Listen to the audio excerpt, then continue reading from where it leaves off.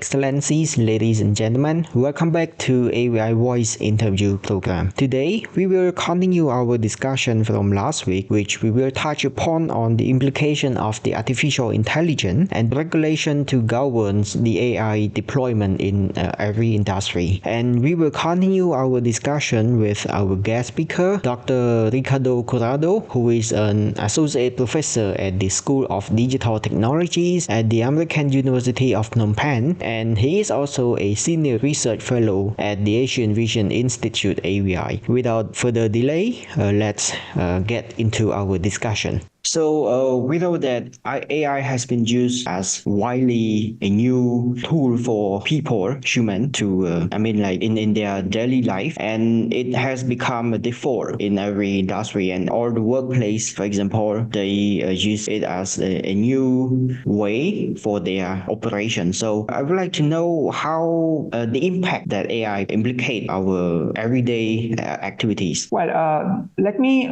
So again, this is an interesting question because it's trying to, that is what usually we always do, right? We try to understand when we have something new, a new tool, a new technology, what is really the impact of it?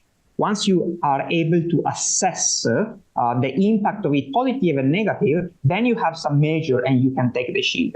Now, this is complicated to measure simply because we are learning and we are developing as we go. But just to give you some numbers that are public number can be seen, they from a study, I think it was 2023, if I'm not mistaken, so I'm a few months later, but 37% of organizations have implemented AI, at least in the United States, 37%. This implementation means that it's implemented in some way. Some people think, okay, if a company or organization have implemented AI, everything is AI fueled, everything is powered by AI. No, it's not true. It's just maybe some implementation, but they are using it somehow. Then another one, statistics show that in the past 4 years, roughly, there was an increase of usage of AI equivalent to 270% growth. So here we are talking about a large growth. And another study, I forgot who did that, but I remember the number, and they say by 2025, 95% of the interaction with customers will be powered by AI, 95. So that means it almost entirely, all the interaction that me as a customer, you as a customer will have with an organization will be actually powered by AI behind. Again, powered by AI doesn't mean that you will talk with an automatic chatbot. It can be also you are talking with people, with a customer service, but the customer service officer will be using AI to facilitate the discussion, to predict what you want or what he or she should say to you, for example, to sell a product or to tell you what you really need or what you really are looking for. So that is quite striking to think that in 2025 is behind the corner, 95% of the interaction with customer will be powered by AI. So there is also other statistics that show how the numbers of, let's say, of the market behind AI, which means market means development, software development, but means also the application of AI in product and services, is reaching astronomical numbers in terms of billions of dollars. You know, when you hear billion, you already don't realize how big it is because we are accustomed to thousand, maybe millions. Billion is already, it's just a lot. But this statistic to me, they show the implication on where we are going in terms of market, and also give another interesting insight.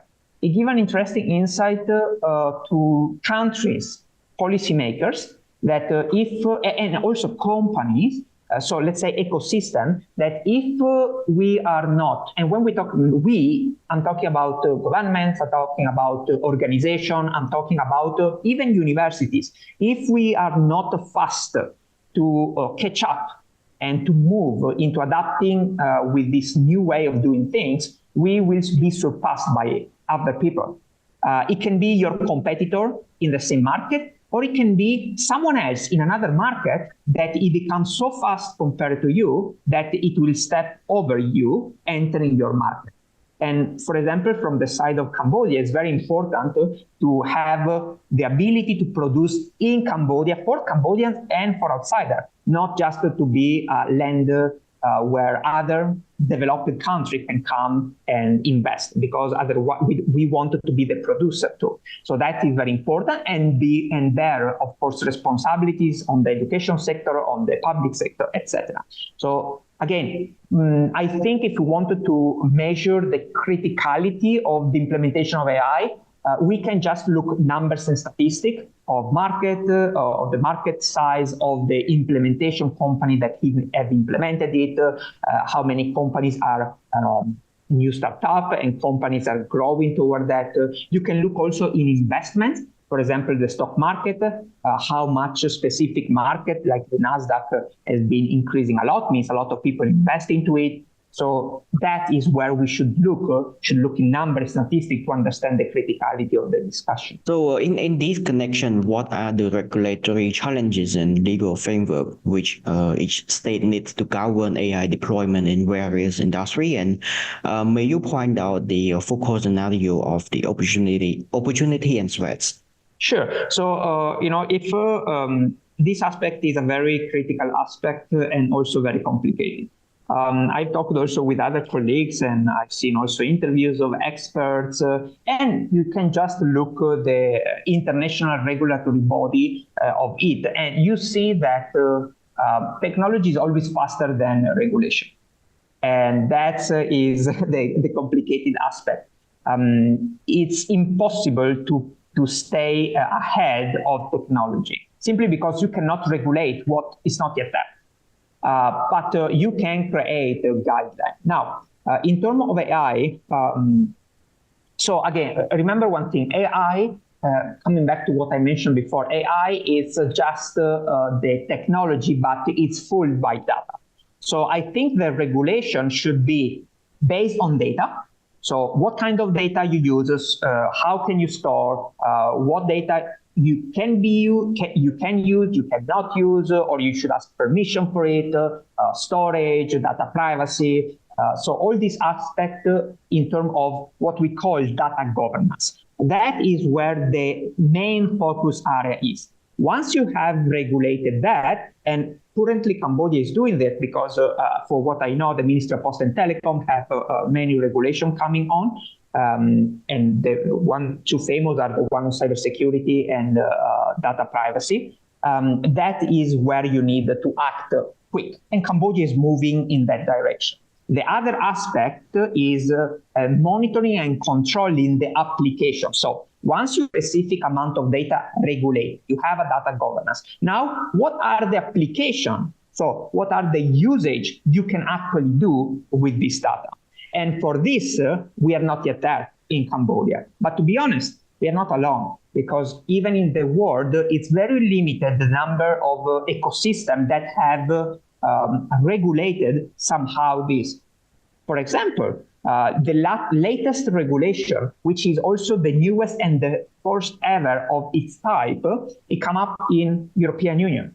European Union, it's been many consider it, I mean, we can argue about it, but it's been considered very good in regulation. It's always the one leading the way in introducing specific regulation. Example was the GDPR, and now it's the AI Act. It's the first real, to the best of my knowledge, is the first act on attempting to regulating AI and AI application. That was actually introduced in December 2023, if I'm not mistaken, but it should enter in effect, if I'm not mistaken, between May and July of this year. So we are April toward May. So it's going to, that period of months, it should enter and be effective. Once it's effective, means that companies need to comply. Now, just this is looking to this AI Act can be a good lesson. because maybe it will not be perfect, it's the first ever, but from there you can understand the successes and you can understand the limitation of it. But what the approach that the AI Act had was to define what is called tiers of risk, so level of risk. And they define 4 levels of risk, from unacceptable risk to minimal risk. The 4 levels are minimal risk, limited risk, high risk, and unacceptable risk. And depending on which application of AI you have, you can categorize in this level, in these tiers. And then based on that, you have to follow specific guidelines. You as the person or the organization that use this application, okay? So the 2 most interesting are the top high risk, so the unacceptable risk and the high risk. In terms of unacceptable, if that specific application fall under unacceptable, it's banned, so you cannot do it. You simply cannot do it. If it is instead under high risk, you can, but then the different organization will have to comply with specific requirements like registering to a database under the European Union, like providing some degree of transparency on the data you store and how you use, be open and available to go under a specific control, a checkup, etc. So yes, you can use this high-risk application, but you will be under scrutiny of the specific body under the European Union that have the job to control you. And then you have the one limited risk and minimal risk, which it's more, just general AI regulation. You comply with the data, and it is considered, is deemed to not be dangerous, to bear minimal risk. So that is a good example, or a starting good example, a step toward regulating AI. The interesting part is to see how each application of AI and future application, because technology advanced, and future application will be categorized under this tier, under these levels. And then based on that, you will have to comply. I would suggest for those interested in learning about regulatory aspect of AI to learn about the AI Act, and also keep monitoring how its implementation develop and how effective it is. And then it will move. But that is a very interesting, I think, lesson and things to check with curiosity to see how it goes. So on the other hand, we would like to know what are the risks that link with AI automation in terms of job displacement and economic inequality, especially the great powers reaction on that. That is also a very interesting question, looking from a different perspective. So definitely AI bear risks, definitely. But I would say, maybe because I come from technology, so from that field, my standpoint, my view on this could be differently from other people, and that's fine, because actually we should always have an open discussion, looking different perspectives. But in my opinion, I think that it's good to have AI. It's good to let the technology run, and just trying to regulate it, but not limit it, just to regulate it, making sure that the technology can develop to the best of everyone, of us as citizens, of people, of company, of market, jobs market, etc. Just to monitor it and regulate when we see things are slipping out from our hands. Now, in terms of job, yes, it's definitely there is a raising concern on job market and on jobs being stolen by AI. So many people have this fear. My job will be taken. Now some jobs already, some companies have started to lay out and delete some jobs, because they can be actually being replaced by machines and by algorithm in a fast way. But to me, this is not the problem, I think. This is not the problem. The problem is rather what we are doing to adapt, not to the cancellation, delete of jobs, rather what we are doing to adapt the people, so the skill force that we have, to the new job market.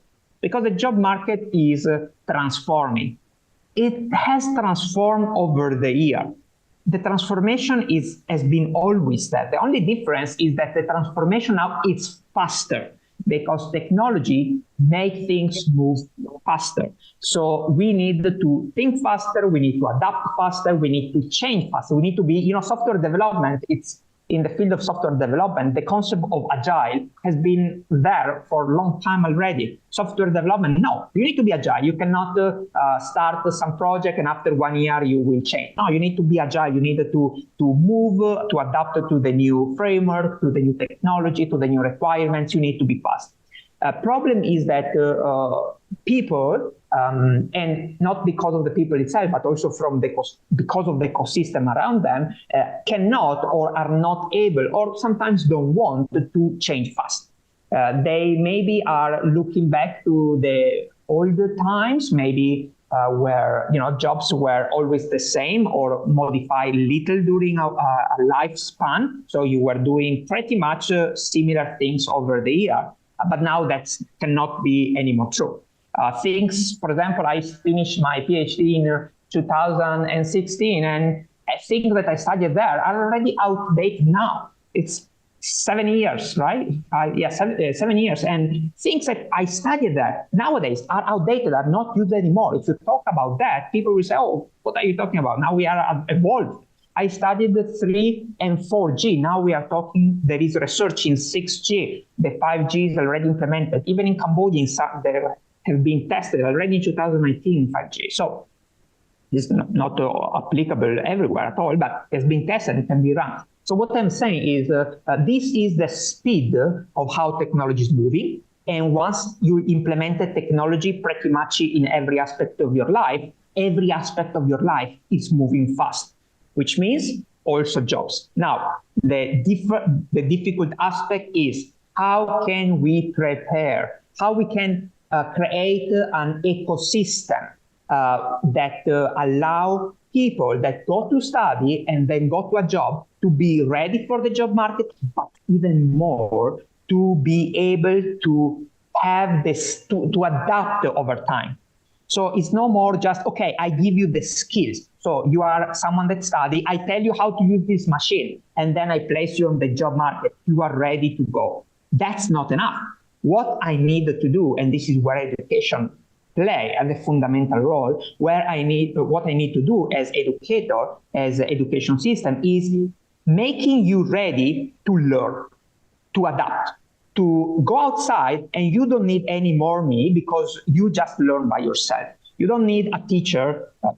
Of course, with a teacher will be always, in terms of pedagogy, it's always you learn better, you learn faster, you are more efficient. But technically, you can learn by yourself, and you have the mindset. You have the mindset saying, I finish my bachelor degree, my associate degree, my professional training, whatever. Okay, good. Now I finish study. This is just the beginning of a new chapter of study, of learning. It's not the end. If we arrive to the mentality, I finish my bachelor degree, my years of learning are gone, now I can enjoy my working life, that's the wrongest approach someone can have nowadays. Because 1 year later, if you don't catch up with the new technology, with new software, new solution, new trends, you will be already outdated. And someone 1 year younger than you will be already better than you. So change in mindset is essential. And also adapt to the syllabus and the curriculum and the training to the new trend. But for doing so, what is important is to equip the education system. Because if the education system do not have enough investment, no money, you cannot do much. If there is no investment, if you don't have infrastructure, if you don't have computer labs, if you don't have educators that are trained and can spend their time to follow students and to update themselves and to dedicate also to research and development, is simply not sustainable. You cannot hire someone. I give you a very last example. If you are in a university, you cannot hire someone that is expert and then tell this expert to work like crazy, to teach like crazy as much as you can, and don't give time to this expert to develop themselves. Because in 3 years, what he will be able to teach the student is something outdated. See the trick? So the concept is creating, so shift the paradigm of education to something that is aligned to the speed of development of society. And that will be, I think, the major challenge. And if you are not good in making this shift, then you will fall short eventually. Sooner or later, you will fall short in your mission, let's say. Thank you so much, Dr. Ricardo, for the comprehensive explanation on the above question. So, due to the time constraint, I would like to end our discussion here today, and we will continue to our last part of the topic next week.